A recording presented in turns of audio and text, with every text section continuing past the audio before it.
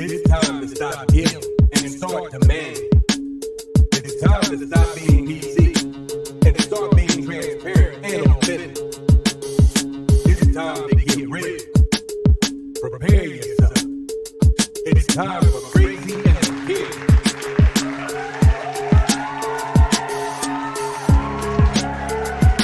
Welcome to Crazy and the King, Quarantine Week 9. How are you, Torin? I'm going to start a little bit different. Where there is injustice, may we not be silent. Where there is harm, may we be makers of peace.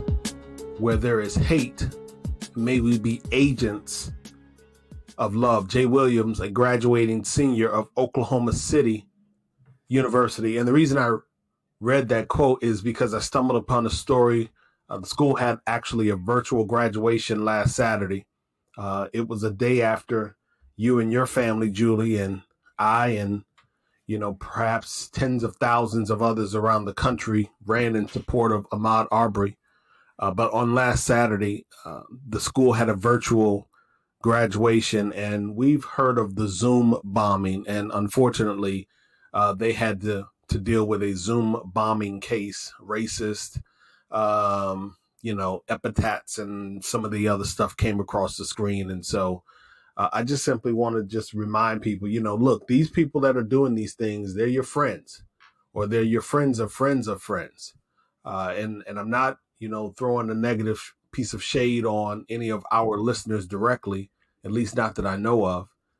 My encouragement is that each and every one of us, we are ferreting out stories like this. We are reaching out to individuals in our network, and we are making sure that we do not make space for people that are causing others harm through their aggression and or through their action and their words. So to you, I say, Jay, what's popping? How are you?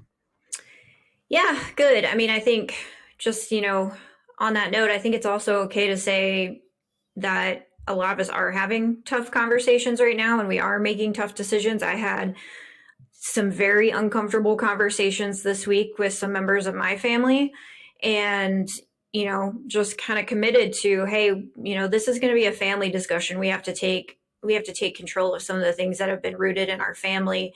And as scary as that was, I realized how much my silence in my family life has really impacted me. But it's also impacted by not calling things out on their face when they needed to be called out. It's allowed them to fester and take a much stronger root. And now the work of removing that root is going to be a lot more challenging. So, lots of lessons learned over the past couple of weeks, lots of tough conversations that aren't going to go away, but also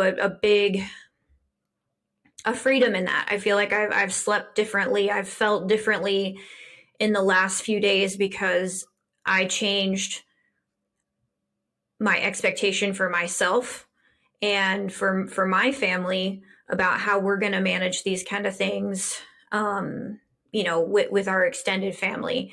And so while it's not always going to be easy, it is necessary. And, I thank you for continuing to support us as we go through this journey too, with you and beside you. And, other than that, it's a lot of quarantine, a lot of anxiety kind of around, as people start to go back to work, it almost makes me a little bit more anxious because I'm more worried about people getting sick than when we were all locked down. So I think everybody's kind of experiencing that in a different way too. But I got a lot of really positive affirmation after our run about the necessity of love versus hate and some of my favorite kind of reminders that I needed just coming back. And so I think this Jay Williams quote just starts us off perfectly for Quarantine Week 9 and where I think, we're going to be for at least the foreseeable future. Yeah, well, when you talk about going back to work, I think about a podcast that I listened to last week from Sarah Morgan. You can find her on Twitter at The Buzz on HR. Again, The Buzz on HR. She put up a season to episode 23. I think she's going to do like 7-part series around returning to work. So for those of you who out there are considering going back to the office, needing some things to consider from an HR perspective as it relates to going back to the office and allaying some of that concern that Julie mentions, you may want to have a listen to her podcast. And if you ping me on email, Twitter, something, I have a couple of other resources that I can email directly to you, resources that I'm collating from various friends of mine. So, Jay, let's get this thing going. I'm going to stretch a bit in this episode a little later. I plan on switching up a portion of my social media diet. I'll talk about that a little bit later, but I'd love for you to kick us off. I normally am the one kicking us off, and I think it's only apropos that you rock and roll with us this week. Sounds good. So just kind of in that same vein of what's going to happen when we go back to work, we really had a tale of two companies in the last week or so, and a tale of two different types of labor. And so I'm not sure if you heard, Torin, but last week, Twitter CEO Jack Dorsey said to his employees, they could work from home forever. And forever. Right? Like there's no going back to the office. And specifically, I want to pull out a quote, but they said, we were uniquely positioned to respond quickly and allow folks to work from home, given our emphasis on decentralization and supporting a distributed workforce capable of working from anywhere. The past few months have proven we can make that work. So if our employees are in a role, in a situation that enables opening offices, will be our decision. When and if employees come back will be theirs. And that's pretty powerful. It is. And let me jump in. When you talk about a tale of two workplaces, and what I hear in that statement is not only were they able to adjust quickly and without a great deal of, let's use the word discomfort, without a great deal of lag in productivity or in one being able to get up and running. I guess what I'm getting at is I would think that the majority of those individuals, Julie, are probably financially secure enough, technically secure enough, that really it was a matter of walking out of the office on any given day, hopping in their mode of transportation, going home. They are perfect. They have Wi-Fi, they have broadband, they have the laptop, they have, external storage. They had everything that they needed, literally. I mean, it's a totally different world. So you're absolutely right. It really is a tale of two cities, so to speak. Yeah. So you have exactly skilled labor, office-based labor in terms of I sit in front of my computer most of the day, younger, tech savvy, ready to roll in these kind of situations. And then you have kind of and before I even switch to the other city, I think that it's also, they even took it a step further at Twitter and said there's not going to be any business travel till September, no in-person kind of company conferences or functions for the rest of the year. And so they've been able to be in this place where they can be, because of the nature of their work and the nature of the labor that they hire, that they can be incredibly intentional and incredibly cautious in the way that they take their approach to reopening. And I think that that's something that I know I have taken for granted quite a bit. I always work from home. And so I already have kind of that luxury. And I think that in my own way, it's been a little bit of a bubble for me to think about like, hey, I don't want to go back out and I don't have to go back out. Mm-hmm. And then you have the other side of the coin, and you have Tesla's CEO, Elon Musk, who last week forced the hand of both his employees and local leaders in his California or in the Northern California Tesla production factory. Now, how in the world did he do that? Like, how is he wielding enough power that he can force the hand of local politicians? Yeah. Well, one, he is extremely litigious. So he's already sued the counties and the governments that have deemed Tesla production non-essential. He also has a very loud voice, and he's been really kind of fashioning himself into this anti-public health movement. I'm going to call him an anti-hero because he's not a hero. And, creating sort of this place around it where he got a lot of attention. But I think what is even more important, and really what ended up forcing the hands of the politicians or the local bureaucracy, is that he also forced the hand of his employees, right? He said, if you're not back at work this week, we're going to put you on we're going to place you on unpaid leave.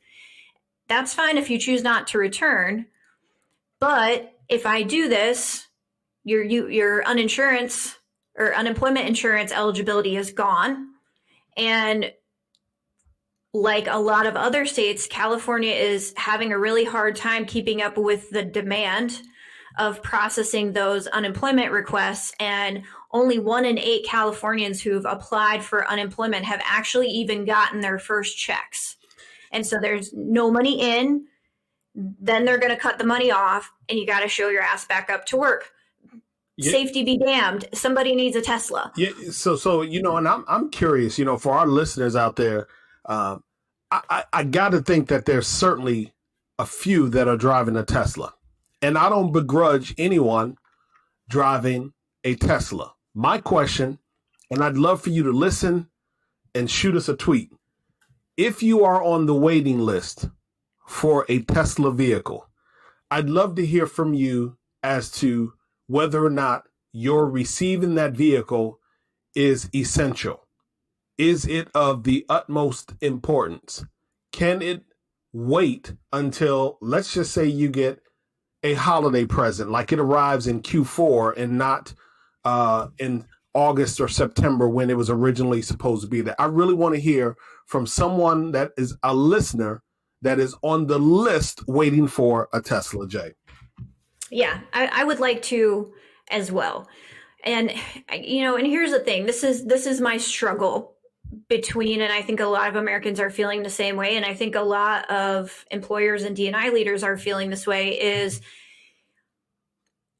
how do we help people return to work safely and also with dignity? I think that, we've talked about this a lot, is that there is this propensity for people in professional positions like ourselves to look down our noses at what the people that are now saving our lives, that are keeping food on the shelves, that are keeping hospitals running, that are keeping the essential manufacturing moving.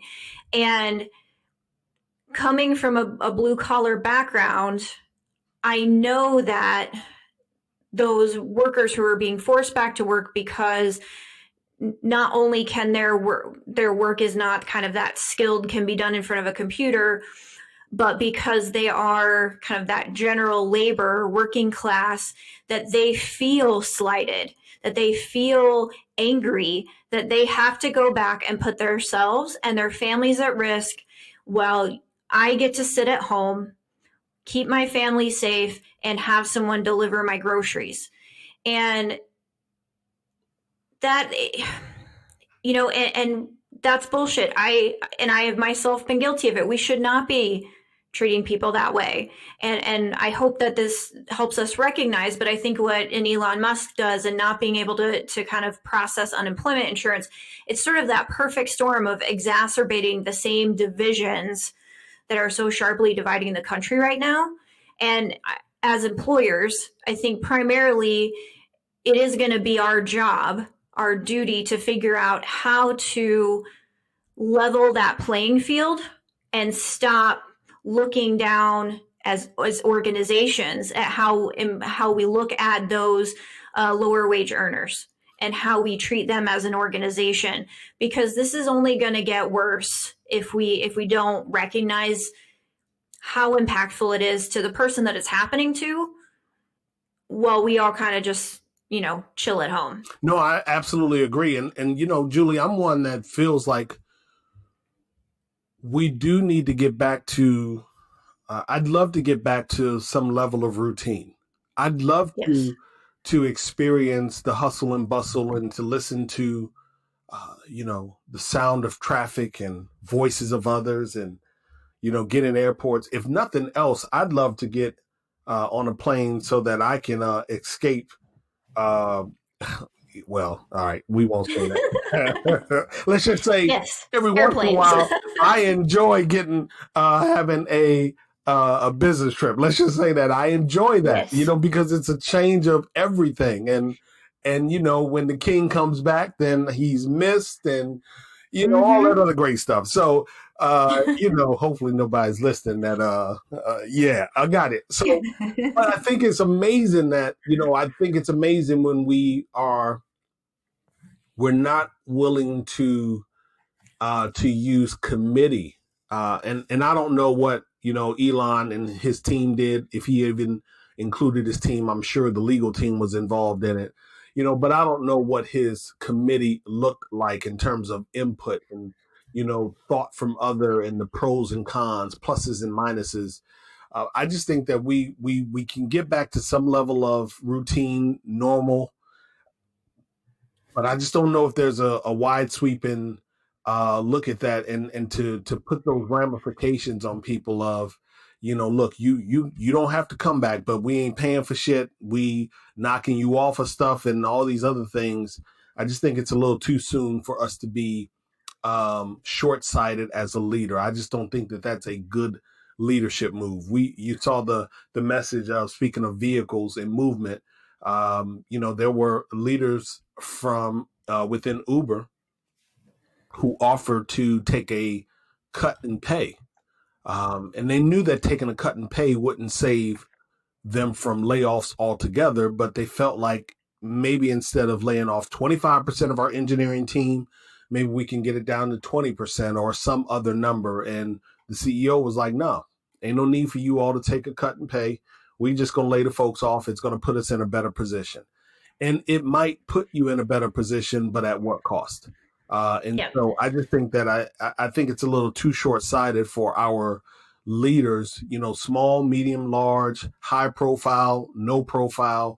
I just think it's a little too soon for them to be short-sighted and borderline insensitive with some of the declarations and positions that they are taking. Yeah, I agree. And,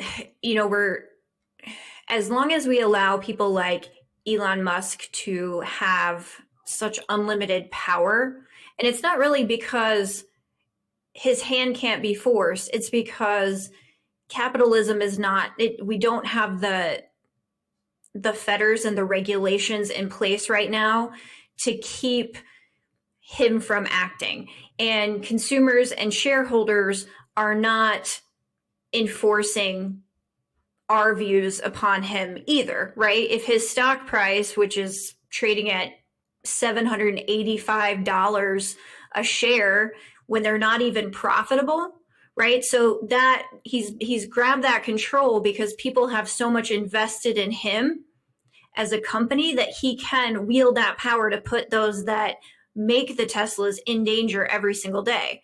And as long as that kind of power structure continues to exist in this country, the working class and the divide between the rich and the poor is just going to continue to grow.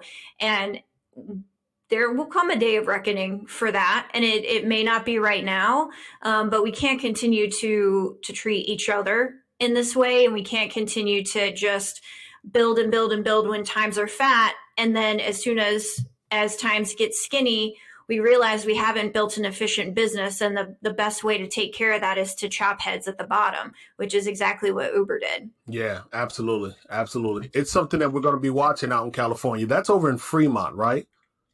I believe so. Yeah, I think it's over in Fremont, California. I'm interested to see over the coming weeks, what happens, very similar to what's going on with meatpacking plants and, other places where it's going to be very, very hard for you to practice some of the recommendations that have been given to us around social distancing and washing hands and other, precautions. It's going to be interesting to see how these organizations embrace, what's required, what's recommended, and then more importantly, what's the impact on their employee base. I'm really, really going to be watching stories like this Tesla one and so many others to see what happens and to see how it contributes to the virus still being replicated over and over and over again. So thanks for bringing that one to the radar today. I appreciate that.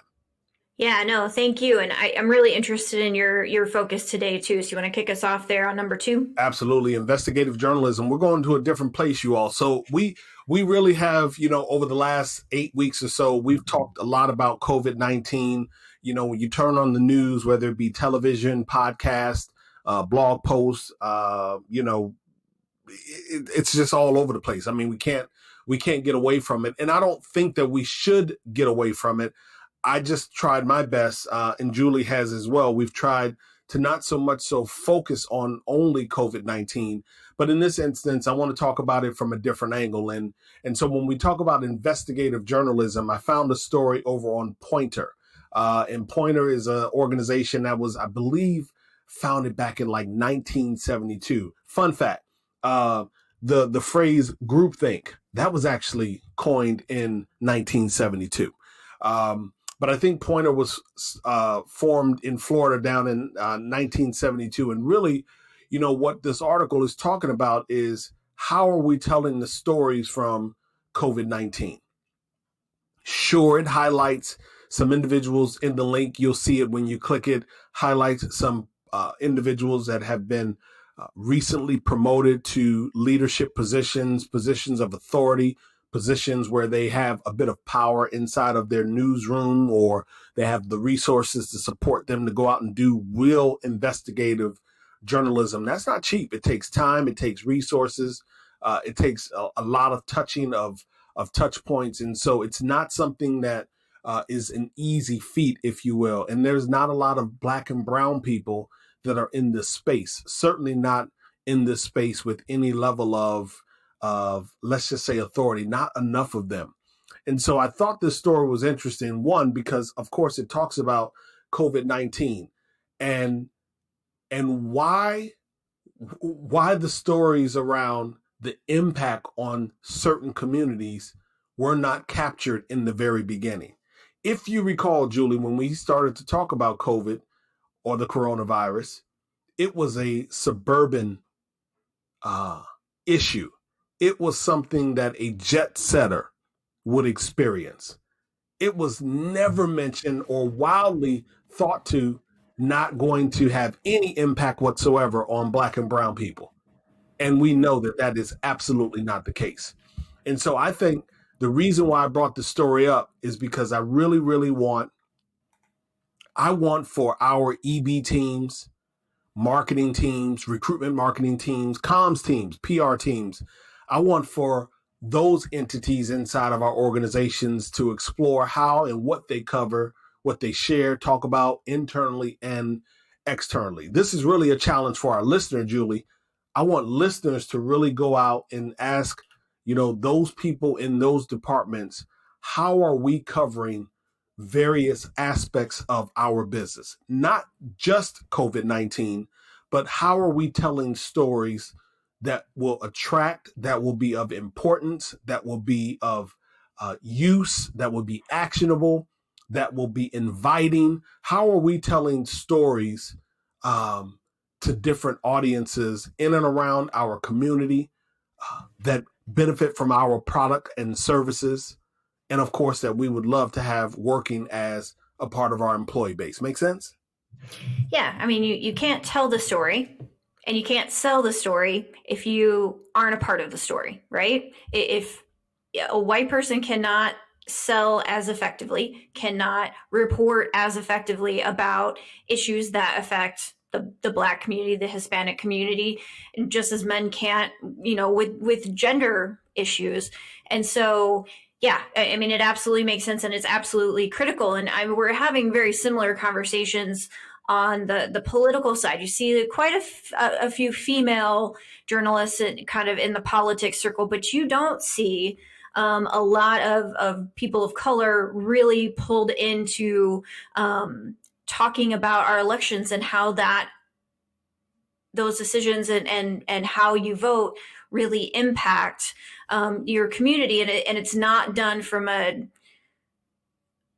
don't think it's done from a purposefully negative place. I think that just like when I saw President Obama last year, him talking about there just not being that mentorship, that series of young journalists moving up the ranks that are people of color, but the people who are in power now need to start making those opportunities available and making sure that people of color who are going to be able to tell such different stories and with such a different point of view, lens of color, is going to actually make their product that much better. Yeah, no, and I would just take one issue, one piece of pause. I do believe that white people can tell our stories. I believe, Really? yeah, I do. I believe that there are certainly, there are just people that are good at their craft, and whether they have that proximity, that experience, whether they learned it over time, learn it, if you will. So yeah, I do believe that there are people that can tell our story, or they can tell stories that are not so much so theirs, if you will. But what I also agree with, and I think what you are saying is that we still need people from a said community to be able to tell that story.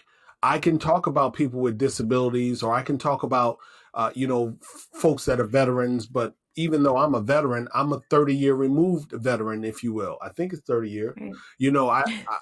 I'd rather hear from a veteran who is now more recent. And so, yeah, but I agree with you 1000%. I just feel like there's certainly something that will be different if in fact we think about who and how those stories are being told.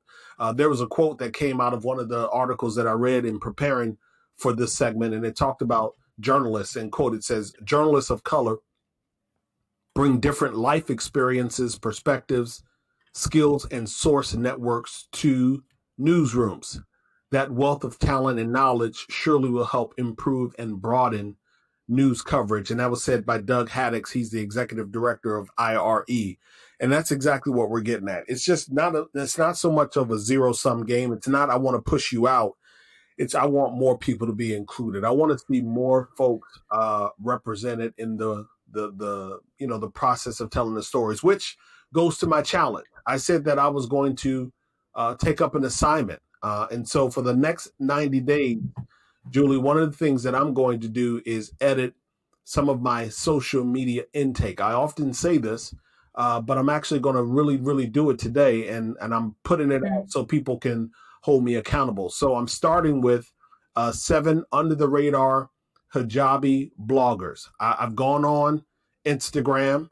I've followed all 7 of these women on Instagram. I'm going to see if they are also on Twitter. I'm going to get out and follow some more individuals from the Muslim space that talk about employment, that talk about politics. I want to see if I can find someone from the Muslim community that talks about social impact and activism. I'm going to alter just a bit my social media diet. I want to take in some new and different information for the next 90 days, and I'm going to report back to you, and I'm going to put a note on my calendar, and when we record a session in 3 months, I'll share with you, some of what I've learned. I can't promise that in 90 days I'm going to still be following these 7 young women because they mostly talk about fashion and makeup and, things like that. And I'm not really into eyeliner. It's just, it ain't my thing. Come on, you look great. You look great. I'm just saying, $8,000 hijabs, it's not my thing. And I'm not saying all of them cost $8,000, but that was revealing for me. Like, wow, I've always saw it as a beautiful piece of clothing. I've always loved that adornment, even from a child. But the industry is changing so incredibly fast, and so people are recognizing it. So that's my challenge over the next 90 days. I liked I like the word that you said, hijabi women. And at first it kind of jumped out at me and took me back just for a second. But it's because the women choose to wear the hijab. It's not because it's being forced upon them. And so that's not a term that I've heard used a lot, but I think that it is empowering to those young women and to those women who have a lot of times they have had a label put on them as subordinate and submissive and out of their own control. And I think that, just from my quick non-hijabi perspective, that seems like a nice way for them to take back their label, just like we're talking about all the time, and to really own who they are and their choices. So that's really cool. And I hope that you'll share on our Crazy and the King Facebook page and on our Twitter, those young ladies that you're choosing to follow. Absolutely. Absolutely. So no resources from me. You have a name drop? I do. Emily Ladau, she was actually on the panel with me at the United Nations. She's an incredible, passionate disability advocate, and she was featured on PBS NewsHour last week talking about the impact of COVID-19 on disability employment, disability access to healthcare, and a lot of other services. And she is such an incredible speaker and such an incredible advocate for our community. And she's very much no bullshit. And it's not about philanthropy. It's about what's best for the world and best for changing us into a society that is inclusive. So congrats for being on PBS NewsHour, Emily, and keep up the amazing work. Good stuff. My name drop is Christopher Kurtz. Do good, be kind. So Christopher was moved as well a couple of weeks ago about the Ahmaud Arbery case. And he reached out to me and said, Torin, I don't know if you're going to be comfortable, but I'd love to chat with you about, just being a Black father and, what is it that you have to tell your kings? Almost everyone knows that I call my sons my kings. And so he said, I just don't know if you'd be comfortable, but I'd really love for you to come on IG Live with me. And we did. We rocked for an hour. We actually went over time and got disconnected by the platform. But, we had a really great conversation, just real open and organic, just talking about being Black, the complications of such, even in 2020. And I just appreciate Chris for extending an invitation and being concerned enough to even want to do that. For our listeners, you can find him on Twitter at dogood_bekind. Again, dogood_bekind. Awesome. So we've got some great guests coming up in the next few weeks, and we'll just continue to bring you guys all we can during the quarantine period. Absolutely. And if you guys got stories and things that you think about, or you think that would be great discussions, or if you just want to hit Julie and I up, you can find Julie on Twitter at Julie Sowash, Julie Sowash, all one word. And you can find me on Twitter at Torin Ellis, 1R, at Torin Ellis, across all of social media. I don't think either one of us are traveling. We're going to put our noses down. We're going to continue to do good work for the organizations we represent. Hey, Julie, shout out your company. Make sure folks know who you work for. Disability Solutions. You can find us at disabilitytalent.org. That's a great ending commercial. You can find me on Sirius XM channel 126, 1 p.m. on Sundays. I close reminding each and every one of you to be a better human. We do want you to have a fantastic week. We don't want your spirit to be down. Check your mental health. Check on the people around you. Check on your colleagues that you haven't seen on the last webinar or Zoom meeting. But we want you to have a fantastic week. For now, Julie and I are Ghost.